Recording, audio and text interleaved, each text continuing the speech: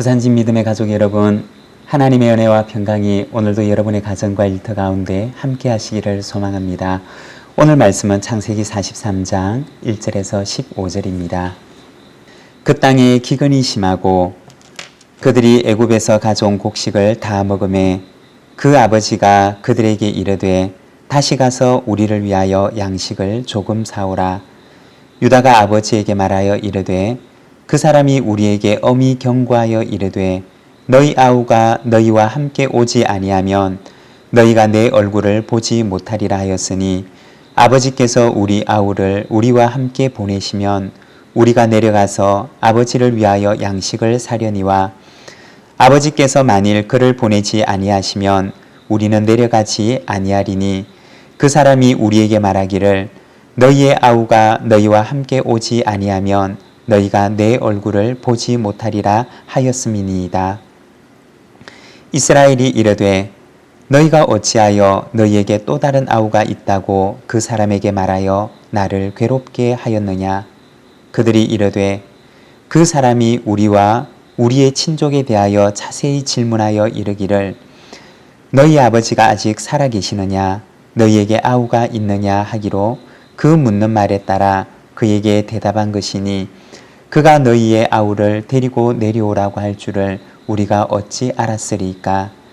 유다가 그의 아버지 이스라엘에게 이르되 저 아이를 나와 함께 보내시면 우리가 곧 가리니 그러면 우리와 아버지와 우리 어린 아이들이 다 살고 죽지 아니하리이다. 내가 그를 위하여 담보가 되오리니 아버지께서 내 손에서 그를 찾으소서. 내가 만일 그를 아버지께 데려다가 아버지 앞에 두지 아니하면 내가 영원히 죄를 지리이다. 우리가 지체하지 아니하였더라면 벌써 2번 갔다 왔으리이다. 그들의 아버지 이스라엘이 그들에게 이르되 그러할진대 이렇게 하라. 너희는 이 땅의 아름다운 소산을 그릇에 담아 가지고 내려가서 그 사람에게 예물로 드릴지니 곧 유향 조금과 꿀 조금과 향품과 모략과 유향나무 열매와 감복숭아이니라. 너희 손에 갑절의 돈을 가지고 너희 자루 아귀에 도로 넣어져 있던 그 돈을 다시 가지고 가라. 혹 잘못이 있었을까 두렵도다.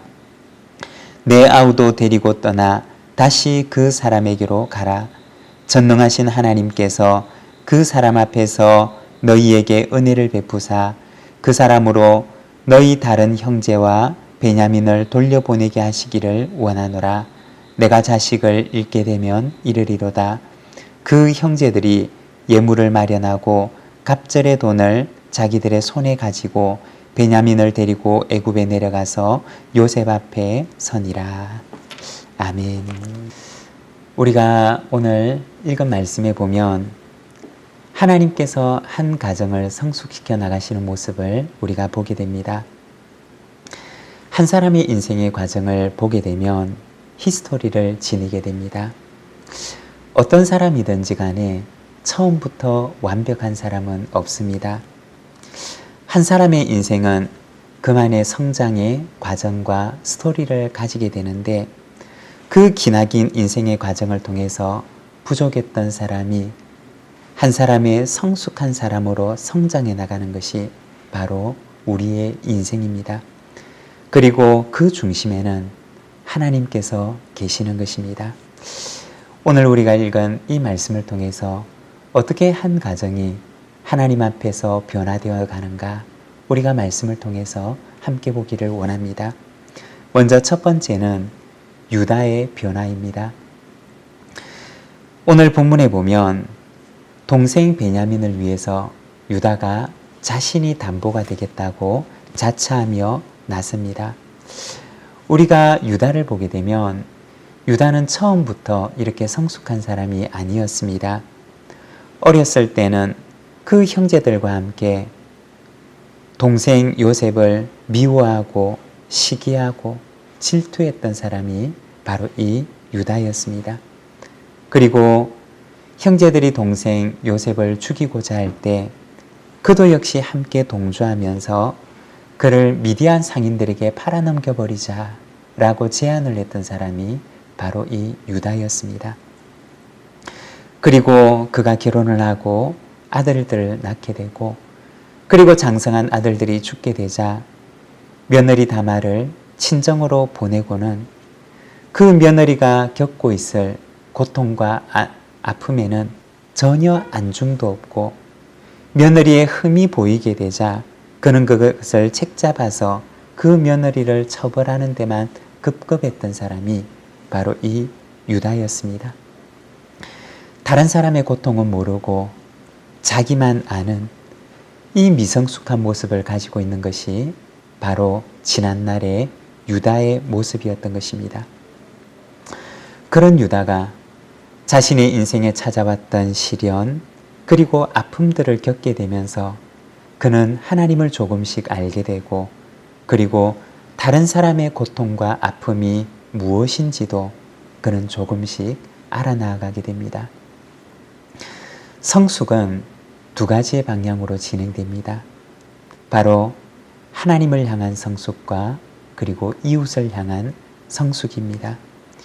유다에게도 바로 이와 같은 변화가 찾아왔던 것입니다. 오늘 우리가 읽은 이 본문에서는 유다가 베냐민을 위하여 자청하면서 내가 이 베냐민, 내 동생 베냐민의 담보가 되겠습니다 라고 말합니다.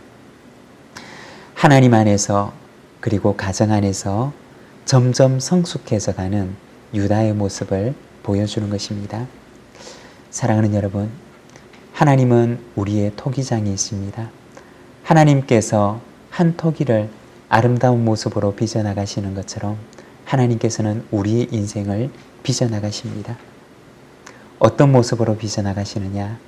하나님을 닮은 모습으로, 하나님의 성품을 담고 그리고 그리스도를 닮은 모습으로 우리의 인생을 빚어나가시는 것입니다.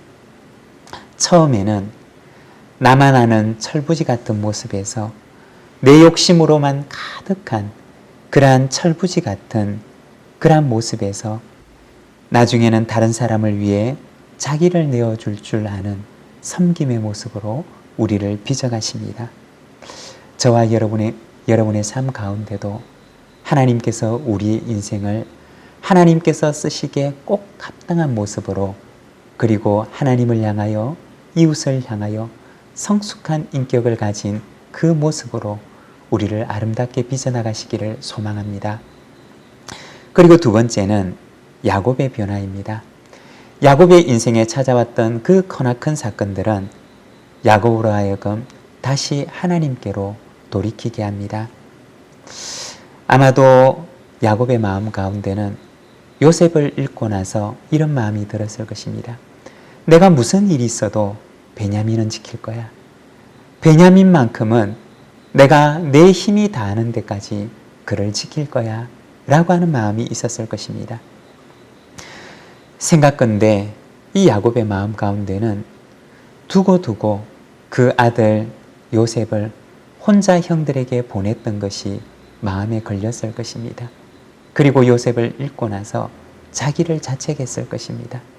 나 때문에 요셉이 그렇게 되었어 라고 생각했을 것입니다. 그래서 야곱의 마음 가운데는 베냐민은 어떻게 해서든지 간에 내가 끝까지 지킬 거야 라고 생각했을 것입니다.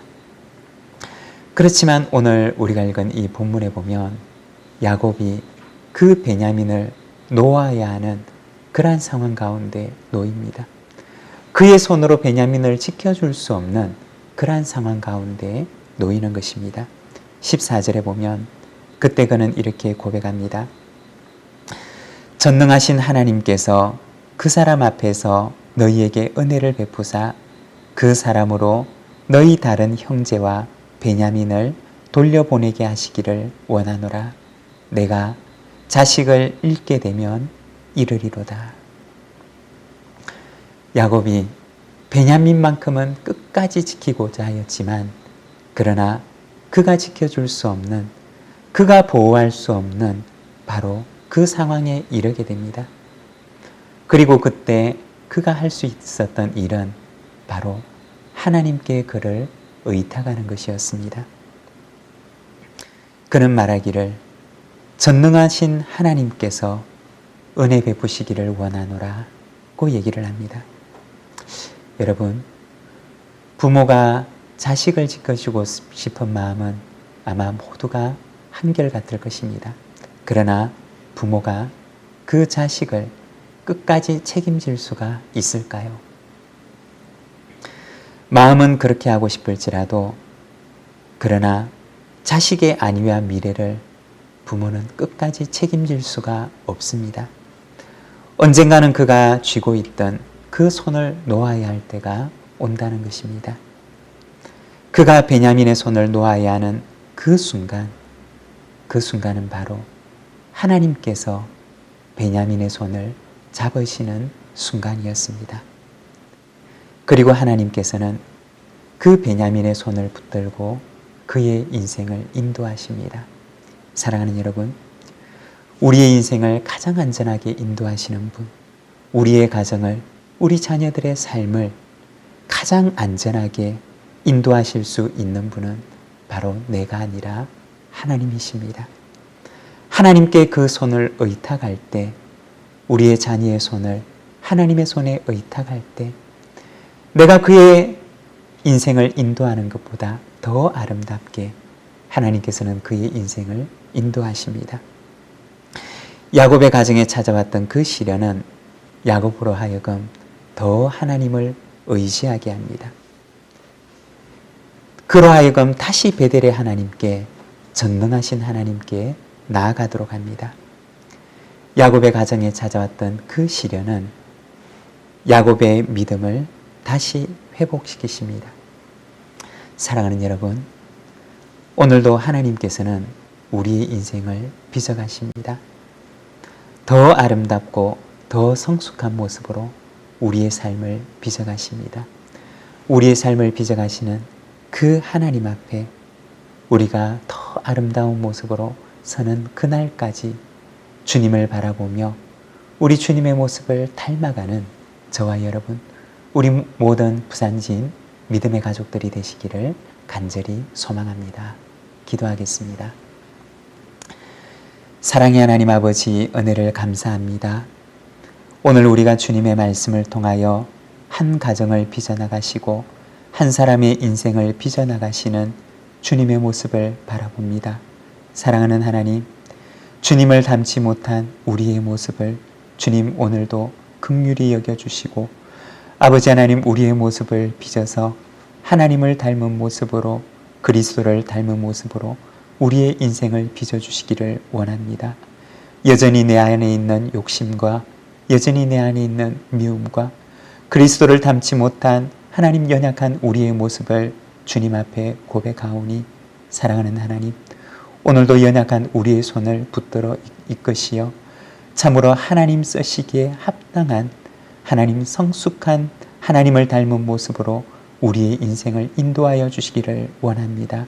우리의 가정을 인도하여 주시고 우리의 자녀의 손을 주께서 붙들어 주시고 우리가 붙들어 줄 수 없는 우리 자녀들의 손을 하나님께서 붙드셔서 하나님을 닮은 모습으로 하나님의 그 계획 속으로 우리 자녀들의 길을 주께서 인도하여 주시기를 원합니다.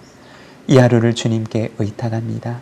하나님 붙들어 주셔서 오늘도 주님 앞에 빚어지는 저희들의 삶이 되도록 인도하여 주옵소서. 우리 구주 예수 그리스도의 이름으로 기도드립니다. 아멘.